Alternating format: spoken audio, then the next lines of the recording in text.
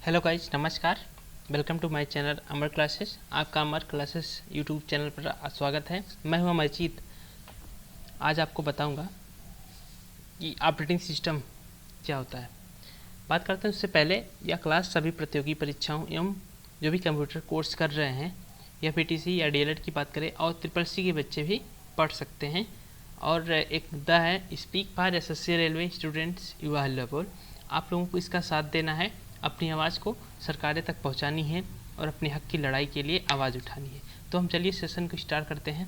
हम बात करते हैं आज का हमारा टॉपिक क्या है, ऑपरेटिंग सिस्टम। क्या आप ऑपरेटिंग सिस्टम जानते हैं? यदि आप लैपटॉप, कंप्यूटर्स या मोबाइल फ़ोन चलाते हैं, क्या आपको पता है कि हमारा मोबाइल कैसे चलता है? हम उस पर अपनी फाइलों को मैनेज कैसे करते हैं? अपनी फाइल को, अपनी फ़ोटोज़ को एक जगह रखते हैं, वहाँ पे सुरक्षित रहता है, वह एक्सेस होता है, हम उसे ओपन कर लेते हैं, डिलीट भी कर लेते हैं। ठीक, उसे हम सुरक्षित स्थान अपने मेमोरी एक्सटर्नल में आदि में रखते हैं। तो आपको क्या पता है ऑपरेटिंग सिस्टम क्या होता है? क्या बिना ये ऑपरेटिंग सिस्टम क्या होता है? क्या ये हमारे सिस्टम में रहेगा तभी हमारा सिस्टम चलेगा या नहीं रहेगा तब भी चलेगा? तो हम इन सभी चीज़ों पे चर्चा करते हैं। आइए हम बात करते हैं ऑपरेटिंग सिस्टम। हमारा ऑपरेटिंग सिस्टम क्या होता है? हमारा ऑपरेटिंग सिस्टम ओएस, जिसे ओएस कहते हैं। ठीक, ओएस का पूरा नाम क्या है? Operating system. यहाँ से क्वेश्चन बन सकता है कि ओएस का पूरा नाम क्या है। अब बात करें कंप्यूटर की, तो कंप्यूटर में ओएस का पूरा नाम क्या है? ऑपरेटिंग सिस्टम होता है। अब बात करते हैं एक सॉफ्टवेयर प्रोग्राम। हमारा ओएस क्या होता है? एक सॉफ्टवेयर प्रोग्राम होता है जो कंप्यूटर हार्डवेयर की आंतरिक गतिविधियों पर नियंत्रण रखता है।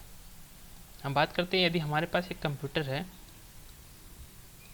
ठीक, कंप्यूटर है, यहाँ पे प्रिंटर लगा हुआ है, यह हमारी माउस है, यह हमारी सीपीयू है, यह हमारा कीबोर्ड है। ठीक, यदि हम इनकी बात करते हैं तो इन सब की जो गतिविधियाँ हैं, हम चाह रहे हैं कि हमारा प्रिंटर प्रिंट करे, हम चाह रहे हैं कीबोर्ड के द्वारा इनपुट करें कुछ, हम चाह रहे हैं हमारा सीपीयू से कुछ काम करें, अपने माउस से कुछ काम कराएं। तो इन सभी की गतिविधियों को नियंत्रण कौन करता है? हमारा ऑपरेटिंग सिस्टम होता है एवं यूज़र इंटरफेस प्रदान करता है। यूज़र इंटरफेस, यूज़र की बात करें जैसे हम हुए, आप हुए, जो भी कंप्यूटर चला रहा है, जो भी मोबाइल फ़ोन चला रहा है, हमारे और आपके बीच, मतलब हमारे और सिस्टम के बीच में जो इंटरफेस को स्थापित करता है वो हमारा ऑपरेटिंग सिस्टम होता है। ठीक, ओएस वह पहला प्रोग्राम होता है जो कंप्यूटर के स्विच ऑन होने के बाद तुरंत कंप्यूटर की मेन मेमोरी में लोड होता है।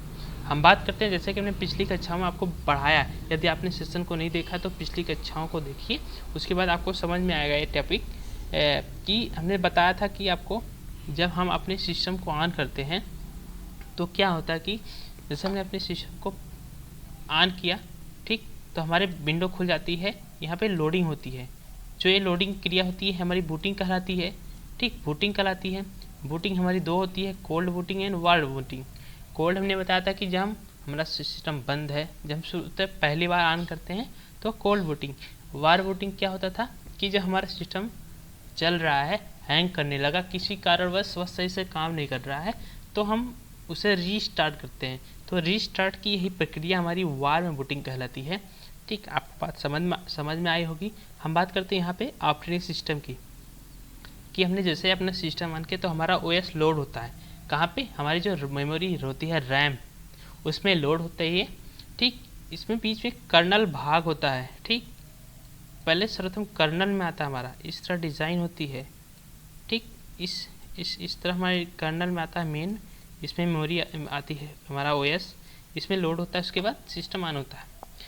तो हमें उससे अपने सिस्टम पे कुछ आइकॉन्स, ठीक, माई कंप्यूटर्स, हमारा इम्पटी फाइल, डिलीट वाली फाइल या इम्पटी फाइल वगैरह सब कुछ जो हम फोल्डर्स वगैरह बनाए होते हैं सब दिखाई देने लगता है। जैसे यहाँ पे आप फिगर में देखिए, user 1, user 2, user N, dot user N है। ठीक, वह किसी सिस्टम को एक्सेस करना चाहते हैं तो उसमें एक ऑपरेटिंग सिस्टम है। ठीक, वह क्या करेगा? ठीक, हमारे सॉफ्टवेयर होते हैं, सिस्टम सॉफ्टवेयर, एप्लीकेशन सॉफ्टवेयर होते हैं। सिस्टम में हमारा आता है ऑपरेटिंग सिस्टम। यदि ये ना रहे तो क्या हमारा सिस्टम ओपन हो सकता है? नहीं। तो हमारा सिस्टम एक खोखले बॉक्स की तरह ढोल हो सकता है। वो डिब्बा हो सकता है, ठीक, वो बिना उपयोगी हो सकता है। तो ऑपरेटिंग सिस्टम हमारे सिस्टम के लिए बहुत उपयोगी है। यह एक सिस्टम सॉफ्टवेयर होता है, ठीक। अब ऑपरेटिंग सिस्टम हमारी क्या करता है, हार्डवेयर की बात करते हैं, CPU, RAM and input output devices को कंट्रोल करता है। हम बात करते हैं नेक्स्ट की, जो हमारा ऑपरेटिंग सिस्टम होता है, इसका मुख्य कार्य क्या होता है, यूज़र और हार्डवेयर। यूज़र की बात करें, ठीक, जो भी कंप्यूटर को एक्सेस कर रहा है, जो चला रहा है, ठीक, या आप मोबाइल फ़ोन चला रहे हैं तो भी बात करते हैं, के बीच इंटरफेस प्रदान करना। इंटरफेस मतलब कम्युनिकेशन, आप उसे कैसे एक्सेस कर रहे हैं, फोल्डर, ठीक, अपने गाना पिक्चर देख रहे हैं, मूवीज़ देख रहे हैं आदि, जो इंटरफेस है वो प्रदान करता है। यह इंटरफेस एक यूज़र को कुशलतापूर्वक हार्डवेयर रिसोर्सेज का उपयोग करने में सक्षम बनाता है।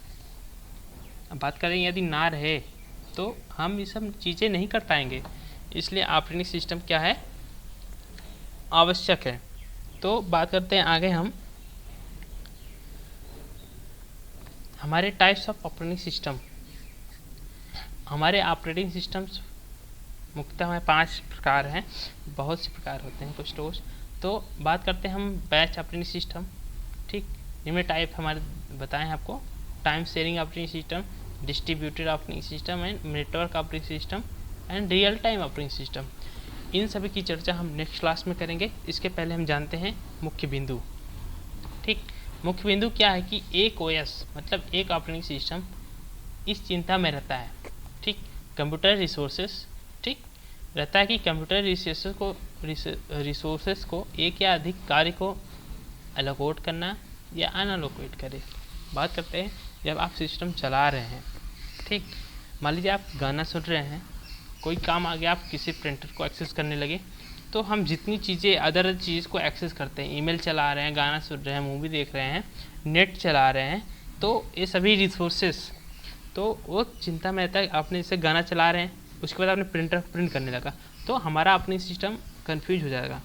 कन्फ्यूजन में इसलिए आता था कि हम गाना चला रहे हैं, आपको सुना रहे हैं, तो उसी समय हम आपको प्रिंट भी कर रहे हैं, तो वो ये सभी प्रोसेस को एलोकेट करता है, अनएलोकेट करता है। तो ऑपरेटिंग सिस्टम बात करते हैं, जो ऑपरेटिंग सिस्टम एक सिंगल यूज़र को सपोर्ट करे, ठीक, ऐसा जो ऑपरेटिंग सिस्टम एक सिंगल यूज़र, ठीक, सिंगल यूज़र को सपोर्ट करता है, और सिंगल यूज़र OS कहलाता है। जैसे बात करते हैं Windows, XP, Linux and Unix. आप पर्सनल कंप्यूटर की बात करते हैं, वह सिंगल यूज़र है। अब एक साथ उसमें दो बंदे काम नहीं कर सकते हैं, तो हमारा सिंगल यूज़र। हम बात करते हैं आज की मुख्य बिंदु, मुख्य कार्य।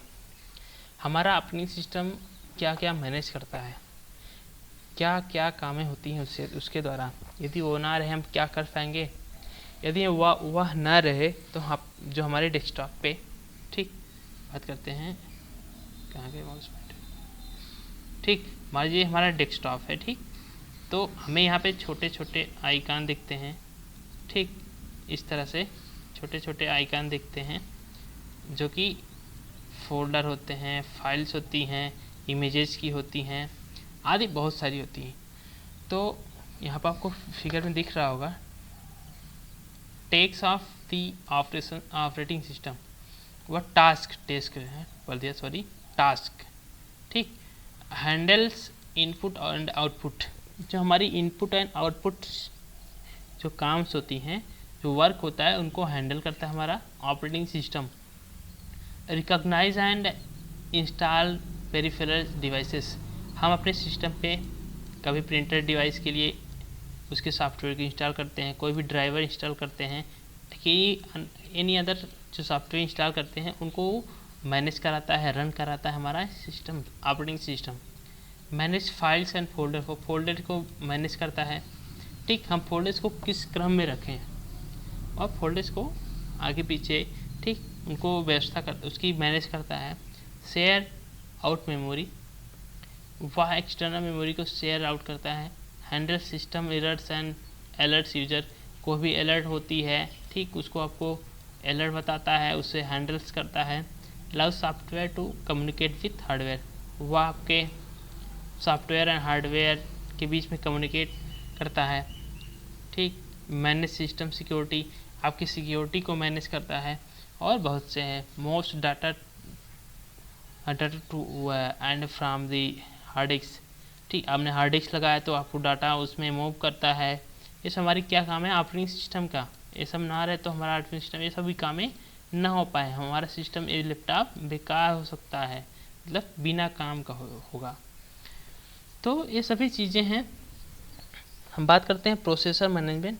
कंप्यूटर सिस्टम द्वारा किए जाने वाले अलग अलग कार्यों के लिए ओएस प्रोसेसर को असाइन करता है। जो ऑपरेटिंग सिस्टम होता है वो प्रोसेसरों को असाइन करता है। यदि एक कंप्यूटर में एक से अधिक प्रोसेसर हो, यदि हमारे एक कंप्यूटर में एक से अधिक प्रोसेसर हैं तो जितने भी अलग अलग कार्य हों वह सबको हर एक प्रोसेसर को वो काम डिवाइड कर देगा। ठीक, मेमोरी मैनेजमेंट की बात करें, हमारा ऑपरेटिंग सिस्टम ही करता है। ठीक, इसमें मेन मेमोरी, ठीक, एवं सेकेंडरी मेमोरी की को सिस्टम यूज़र प्रोग्राम डाटा के लिए अलॉट करता है। ठीक, डाटा को कैसे स्टोर करना है, रैम में करना है, रोम में करना है, ऑपरेटिंग सिस्टम ही करता है। इनपुट आउटपुट मैनेजमेंट, हम जैसे कि हमने बताया इनपुट आउटपुट की मैनेजमेंट करता है। ठीक है, इस तरह शेड्यूलिंग करता है कि किस कार्य की प्राथमिकता पहले हो, ठीक, किस कार्य की प्राथमिकता बाद में हो आदि। नेक्स्ट क्लास में हम संपूर्ण डिटेल चर्चा करेंगे, और उसके बाद धीरे धीरे प्रैक्टिकल आने हैं। आपको हम बस आगे चल के सिखाऊंगा कैसे फोल्डर बनाते हैं अपने डेस्कटॉप पे, ठीक, और सभी जो भी कार्य हैं हम आपको प्रैक्टिकल दिखाएंगे।